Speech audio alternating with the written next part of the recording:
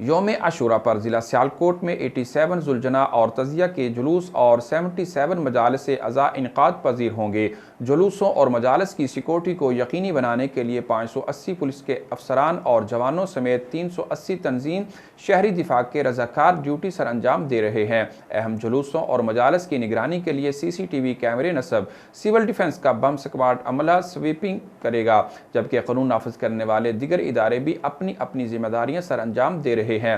یہ بات deputy commissioner Sialkot Tahir فاروق اور DPO عبدالغفار قسطانی نے محرم الحرام کی مجالس اور جلوسوں کے روٹس کے معائنے کے دوران بتائی۔ مزید کیا کہا، جانتے ہیں اس رپورٹ میں۔ جی بالکل، پولیس ڈپارٹمنٹ کے کپتان عبدالغفار قسطانی نے گفتگو کرتے ہوئے کہا کہ یوم عاشورہ پر ضلع سیالکوٹ میں 87 ذوالجناح اور تزیہ کے جلوس اور 77 مجالس عزا انعقاد پذیر ہوں گی۔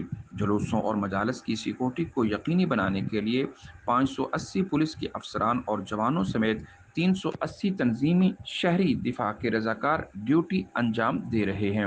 اہم جلوسوں اور مجالس کی نگرانی کے لیے CCTV کیمرے نصب، جبکہ سول ڈیفنس کا بم سکواڈ عملہ سویپنگ کرے گا، جبکہ قانون نافذ کرنے والے دیگر ادارے بھی اپنی اپنی ذمہ داریاں سر انجام دے رہے ہیں۔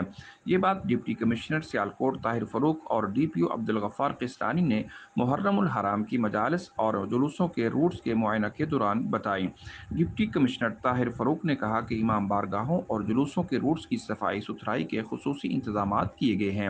انہوں نے کہا کہ ضلع سیالکوٹ کی پرامن فضا کو برقرار رکھنے کے لیے منتظمین مجالس اور جلوس ہائے محرم کی یہ اولین ذمہ داری ہے کہ وہ حکومت پنجاب کی SOPs پر سختی سے کاربند رہیں۔ انہوں نے کہا کہ شہر اقبال میں بسنے والے تمام مکاتب فکر کے علماء اور افراد کے مابین مثالی ہم آہنگی ہے۔ انہوں نے کہا کہ علماء کرام اتحاد بین المسلمین کو فروغ دینے میں اپنے بنیادی کردار ادا کریں۔